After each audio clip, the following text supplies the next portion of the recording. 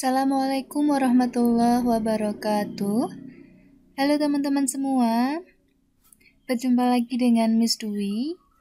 Kali ini saya akan membahas tentang soal-soal P3K, terutama tentang materi sosiokultural. Bagi teman-teman yang belum subscribe channel ini, dimohon agar bisa subscribe dulu karena subscribe itu gratis, agar saya lebih semangat lagi dalam membuat video-video berikutnya, dan tentu saja agar teman-teman tidak ketinggalan video yang akan saya upload berikutnya. Oke, langsung saja teman-teman, kita mulai pembahasan yang pertama.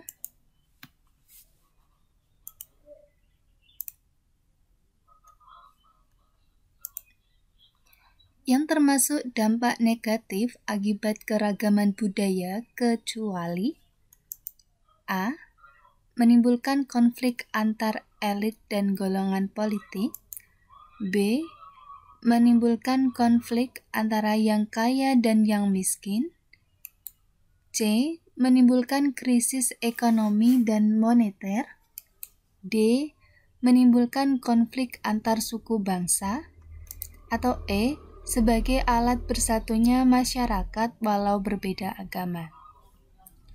Nah, dari kelima jawaban ini, teman-teman bisa lihat bahwa semua dari A, B, C, D itu adalah dampak negatif dari adanya keragaman budaya, menimbulkan konflik, menimbulkan krisis ekonomi dan moneter, menimbulkan konflik antar suku bangsa. Nah, yang tidak, karena ini kecuali, maka jawabannya adalah E, sebagai alat bersatunya masyarakat walau berbeda agama. Soal nomor 2. Saya diutus untuk mengikuti suatu diklat. Oleh panitia penyelenggara, saya ditempatkan dengan orang yang tidak saya kenal, yang berasal dari kota lain. Sikap saya adalah A. Mengajukan keberatan tetapi akhirnya menerima aturan panitia. B. Protes keras dan meminta ditempatkan sendiri saja. C. Mengajukan keberatan dan minta ditempatkan dengan minimal orang yang dikenal. D. Menerima aturan panitia dan berusaha mengenal dan memahami teman sekamar. E. Menerima aturan panitia. Oke, kita bahas satu persatu. Untuk jawaban yang A, mengajukan keberatan tetapi akhirnya menerima aturan panitia, ini salah karena walaupun dia mengajukan keberatan, harusnya kita bisa menerima dengan keadaan apapun ketika kita mengikuti suatu forum umum, tidak mementingkan ego sendiri, lalu mengajukan keberatan, dan akhirnya menerima aturan panitia. Itu seakan-akan kayak tidak ikhlas, tapi memaksakan, ya. Berarti A ini salah. Yang B, protes keras dan meminta ditempatkan sendiri saja, ini jelas sangat salah karena ini terlihat sangat egois dan mementingkan dirinya sendiri, karena dia meminta ditempatkan sendiri saja, tidak mau bersosialisasi atau saling memahami atau mengerti orang lain. Yang C, mengajukan keberatan dan minta ditempatkan dengan minimal orang yang dikenal. Nah, ini juga salah karena ini lebih mementingkan dirinya sendiri. Kita tidak bisa memilih ketika kita berada di forum umum, kita akan dengan siapa, harus di mana, tapi kita harus mengikuti aturan yang ada. Yang D, menerima aturan panitia dan berusaha mengenal dan memahami teman sekamar, ini betul. Dan yang E, menerima aturan panitia, ini juga betul. Tetapi antara yang D dan E, jawaban yang paling tepat adalah yang D. Nah, ketika teman-teman melihat suatu jawaban dari dua jawaban yang benar menurut teman-teman, carilah jawaban yang paling benar dan lengkap. Ya, yang D ini sudah benar dan juga lengkap, menerima aturan panitia, itu betul, itu yang harus kita lakukan ketika kita ada di suatu forum yang ada aturan dari panitianya, maka kita harus menerima segala aturan yang sudah dibuat panitia. Itu sebagai wujud penghargaan kita. dan berusaha mengenal dan memahami teman sekamar. Nah, ketika kita berada di lingkungan sosial, kita harus bisa mengenal siapapun, berusaha memahami siapapun yang ada di sekitar kita. Tidak mementingkan segala ego orang tersebut harus seperti kita dan kita harus hanya dengan orang-orang yang kita kenal. Itu tidak boleh seperti itu. Maka jawabannya adalah yang D. Soal nomor 3. Ketika banyak anggota tim kerja Anda yang berbeda agama dengan Anda, maka Anda akan A. Meminta atasan untuk memindahkan ke tim kerja yang lain. B. Menjaga jarak dengan mereka. C. Khawatir jika ucapan menyinggung mereka. D. Bersikap acuh tak acuh. Atau E. Bersikap toleran dan menghormati mereka. Kita bahas nomor A. Yang A. Meminta atasan untuk memindahkan ke tim kerja yang lain. Ini salah. Seakan-akan kita ingin melarikan diri. Jika ada masalah lalu kita akan melarikan diri ke tempat yang kita inginkan. Ini salah. Yang B. Menjaga jarak dengan mereka. Ini juga jelas salah. Karena ini terlihat kita tidak bisa menghormati orang lain yang berbeda dengan kita. Yang C. Khawatir jika ucapan menyinggung mereka. Nah, ini jawaban yang ambigu. Teman-teman harus berhati-hati. Karena sikap kita khawatir itu juga akan membuat kita lebih berhati-hati.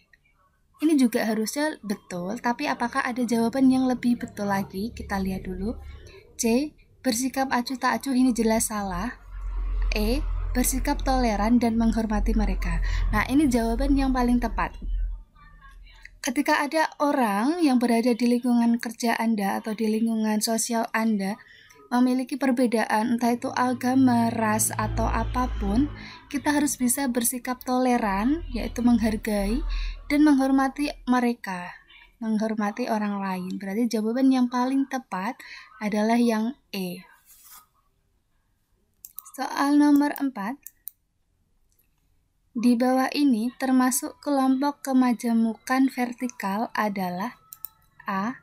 Penghasilan, B. Pemukiman, C. Pekerjaan, D. Bahasa daerah, atau E. Jabatan.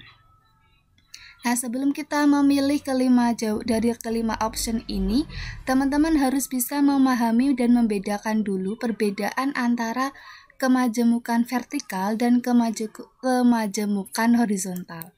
Nah, kita bahas. Kemajemukan horizontal itu contohnya adalah etnik, ras, suku, agama, bahasa daerah, adat istiadat, atau budaya lainnya.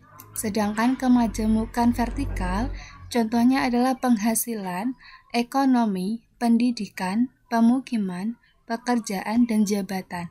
Dari kelima option ini berarti yang bukan termasuk kemajemukan vertikal adalah yang D, bahasa daerah. Bahasa daerah termasuk dari kemajemukan horizontal. Soal nomor 5.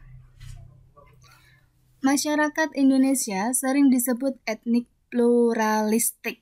Yang bukan alasan masyarakat Indonesia disebut etnik pluralistik adalah A. Beraneka ragam adat istiadat, B. Persatuan suku bangsanya yang kuat, C. Terdiri atas beraneka ragam suku bangsa, D. Agama dan kepercayaannya bervariasi, E. Terdiri atas berbagai ras. Nah, sebelum menjawab soal ini, teman-teman harus mengerti dan memahami dulu apa arti dari kata pluralistik, ya. Pluralistik ini suatu paham yang tidak memandang adanya perbedaan, entah itu dari suku, agama, ras, atau adat istiadat lainnya. Jadi mereka menyampingkan adanya perbedaan yang ada di Indonesia dan menganggap itu sebagai suatu keunggulan dari keberagaman tersebut. Berarti dari kelima jawaban ini, yang bukan alasan masyarakat Indonesia disebut etnik pluralistik adalah yang B, persatuan suku bangsanya yang kuat. Nah, ini bukan alasan dari Indonesia disebut etnik pluralistik. Soal nomor 6. Saat saya menghadiri pernikahan seorang kerabat dari luar kota, bersamaan dengan itu ada tugas kantor. Sedangkan minggu lalu saya sudah membolos. Ini bagaimana sikap teman-teman? A. Mempersiapkan diri sejak awal dan membicarakannya dengan pimpinan untuk menyelesaikan tugas di hari lain. B. Meminta izin tidak dapat mengikuti tugas hari ini. C. Mengerjakan tugas sungguh-sungguh. D.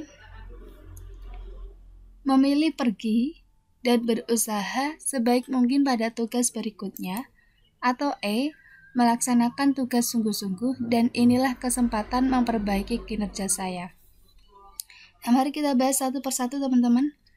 Untuk opsi A, mempersiapkan diri sejak awal dan membicarakannya dengan pimpinan untuk menyelesaikan tugas di hari lain, ini salah. Karena kita seakan-akan tidak bertanggung jawab dan memilih seenaknya kita itu mau dikerjakan hari apa, itu tidak benar. Yang B, meminta izin tidak dapat mengikuti tugas hari ini juga salah. Nah, yang perlu teman-teman ingat bahwa keterangannya adalah minggu lalu sudah membolos. Maka paling tidak untuk tugas saat ini kita harus memperbaikinya. Yang C, mengerjakan tugas sungguh-sungguh. Nah, ini betul.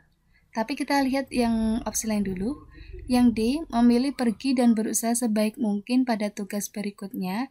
Nah, ini juga salah karena kita sudah membolos tapi ingin pergi lagi. Ini salah. Yang E, melaksanakan tugas sungguh-sungguh dan inilah kesempatan memperbaiki kinerja saya. Nah, ini ada dua jawaban yang pasti akan membingungkan teman-teman antara yang C atau yang E. Sudah saya ingatkan tadi bahwa ketika ada dua option jawaban yang menurut teman-teman benar, pilihlah jawaban yang benar dan yang paling lengkap. Ya.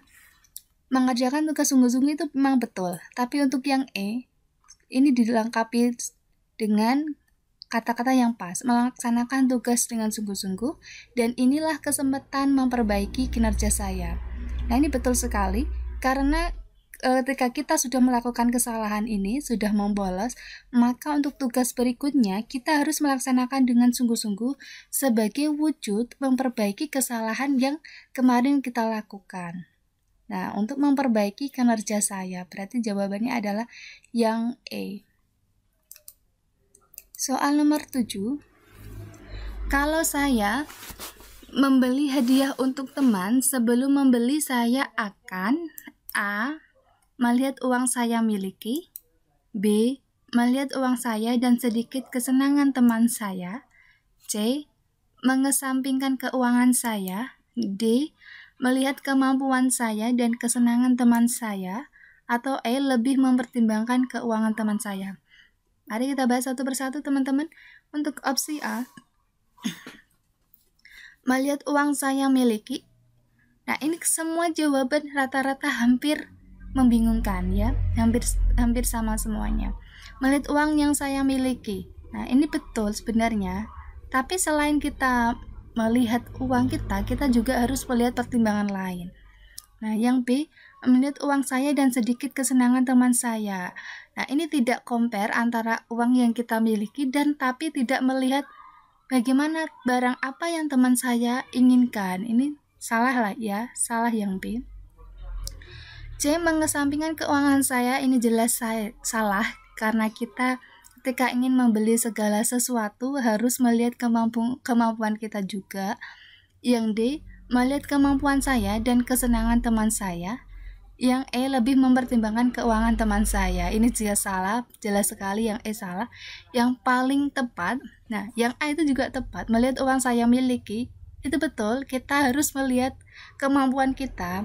Tapi kita juga harus melihat perbandingan yang lain. Selain melihat uang yang kita miliki, melihat kemampuan yang kita miliki, kita juga harus mempertimbangkan kesenangan teman kita itu apa.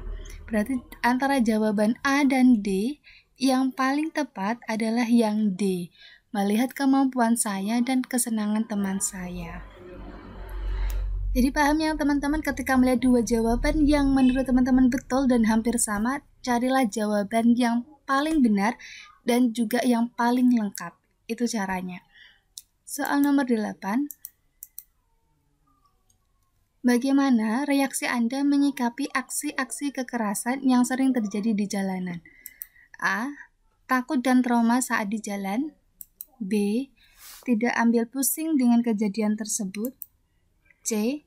Melaporkan aksi yang ada dan tetap waspada saat di jalan. D. Hanya asik menonton tanpa melakukan sesuatu. E. Sebisa mungkin mencari teman ketika melewati jalan tersebut. Nah, ketika ada aksi-aksi kekerasan di jalan, maka kita tidak perlu menjadikan kita trauma. Nanti kita tidak bisa kemana-mana, ini salah. Yang B, tidak ambil pusing, berarti ini terlalu acuh tak acuh ya, ini juga salah. Yang C, melaporkan aksi yang ada dan tetap waspada saat di jalan. Ini betul. Ketika kita melihat aksi kekerasan, segera laporkan aksi tersebut ke pihak yang berwajib dan kita harus tetap waspada ketika ada di jalan. Ya. Yang D dan E ini salah karena yang D hanya asik menonton. Ini berarti kita tidak peduli dan malah menikmati aksi tersebut. Yang E, sebisa mungkin mencari teman ketika melewati jalan tersebut. Nah, ini juga salah. Kita tidak bisa ketika misal kita mau kerja, melewati jalan itu, maka kita harus mencari teman terus ketika mau lewat sana. Ini tidak efektif ya. Nah, solusinya adalah yang C.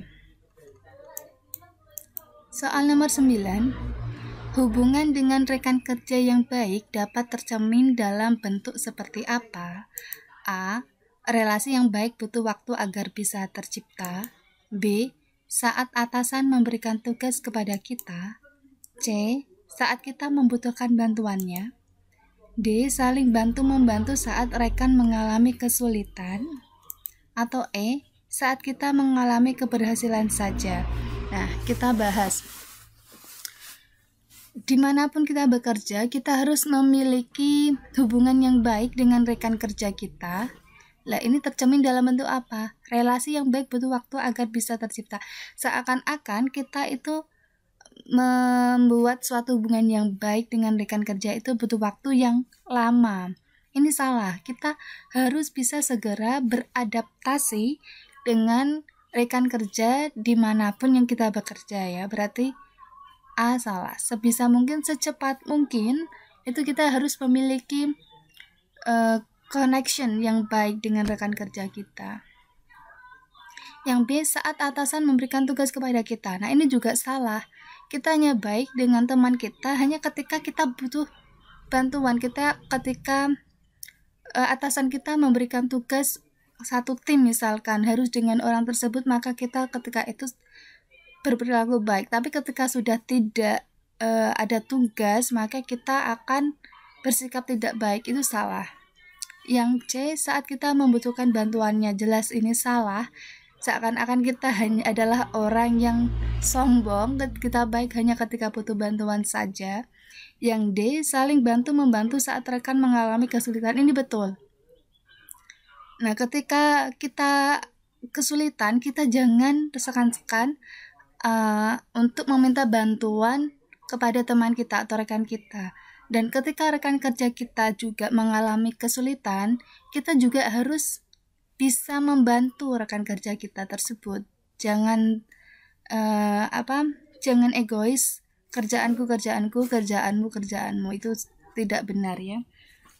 Saat kita mengalami keberhasilan saja, ini juga salah. Soal nomor 10. Ada pegawai baru yang bersikap tidak sopan kepada Anda. Sikap Anda adalah A. Ikut bersikap tak ramah dan memusuhinya. B. Tidak perlu ikut campur karena bukan urusan saya. C. Mendoakan yang terbaik untuk pegawai tersebut. D. Lapor kepada atasan. Atau E. Ingatkan baik-baik agar lebih ramah. Mari kita bahas teman-teman. Ketika ada pegawai baru nih, lalu bersikap tidak sopan dan seenaknya sendiri teman-teman, maka sikapnya harus bagaimana? Ikut bersikap tak ramah dan memusuhinya salah.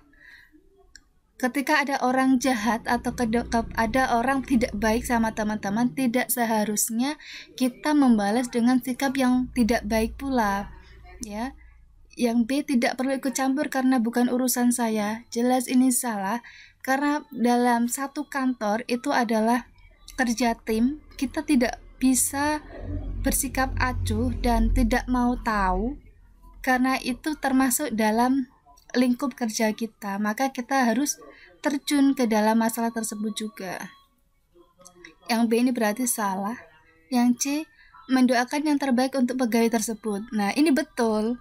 Ini betul, yang C betul, tapi kita tidak hanya bisa mendoakan. Misal, ketika teman-teman inginkan sesuatu, berdoa itu memang betul, tapi tidak hanya dengan berdoa, tapi dengan juga action juga ya. Yang D, lapor kepada atasan.